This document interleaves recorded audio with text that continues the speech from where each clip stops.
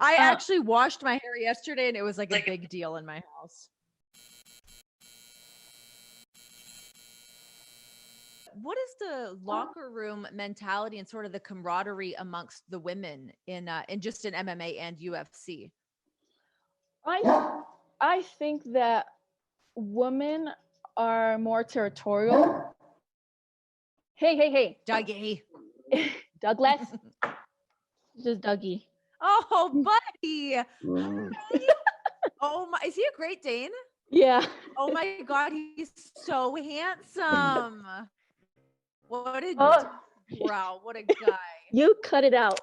His girlfriend, the neighbor's dog is walking, so she's sending out her pheromones his way. But I think that girls, I'm very fortunate in the fact that I have a very strong group of girls at the gym that I'm at that are, you know, level-headed and care and have become my sisters. That's hard to find, but it's, sure. I think it's like in anywhere you go, you have to create that culture. Like it's not something that just, you know, just happens. The culture has to be created.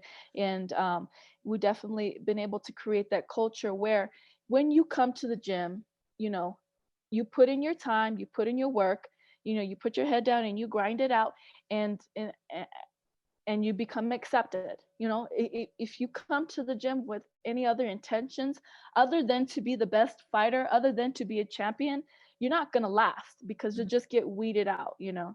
Yeah, I always, like, I feel like, especially just the sort of the culture of women feeling like that territorial thing, like you said. It's, I think for the longest time, there's always only really been so few spots available for women. And as that is starting to change, I feel like that is sort of changing the relationships amongst women as well, being like, okay, there's not just one spot for one girl. We can create space and support each other in different capacities and whatnot. Yeah, I mean, but it's hard to, like, because we are in, you know, even though we have a team, it is an individual sport, mm-hmm. you know, and at the end of the day, you know, if there is somebody in my weight class gunning to get to the top in the same, you know, promotion that I am, like, you know, how do you handle that, you know? And even girls get out the way. And so you are right in saying, you know, it's kind of like, I always tell people, it's kind of like that that movie or that series my dad used to watch, you know, when I was a kid, The Highlander. It was like there were these, you know, small set of people in the whole world, but there could be only one, you know. Yes. Highlander, shout out. I'm so sad my husband's not here. He would bust in the room and sing the theme song at the drop of a hat. It's on his workout playlist. Oh. But it's true. It's like, you don't want to take him out because you know that, like, I always tell people, I have the utmost respect for all, you know, all my opponents, because I know the struggle and the time commitment and the dedication it takes to step inside the octagon. But at the same time, it's either you or me, you know. And so it's kind of like, the best way that I can respect you is to give it my 100% and try to and beat you, you know, and try to beat you. Yeah. And I would be doing you a disservice if I didn't. That's a valid point. You can't do a disservice to them by just letting somebody have a walk on or trying to be nice about it. My Canadian ass would suck. I'd be like, you go ahead, it's fine. It'd be terrible. But I find yours and Holly Holm's relationship to be the cutest thing. I was like checking out your Instagram. You guys are on there doing like some TikTok dances with John Jones. How'd you convince him to jump in there and get those dances on?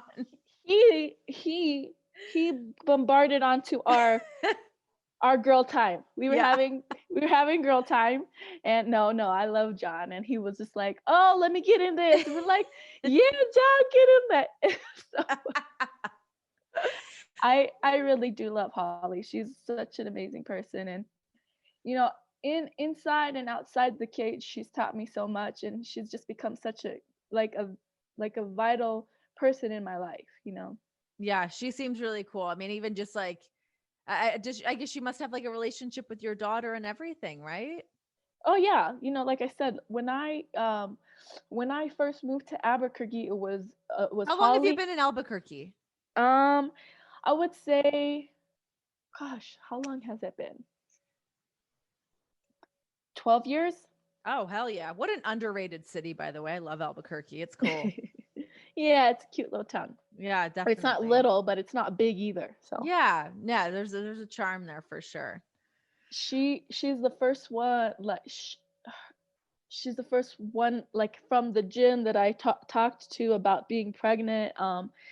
She's she made my daughter's first bed set. She like quilted a Oh, bed set for her just a couple of weeks ago. My daughter just finished reading Little House on the Prairie, so she had Prairie Day and she wanted one of those like little prairie hats. yeah. And she asked me the night before. I said, "Baby, I can't just go to Target and buy a prairie hat. Like, Yeah. sorry, it's not in style." Not in season.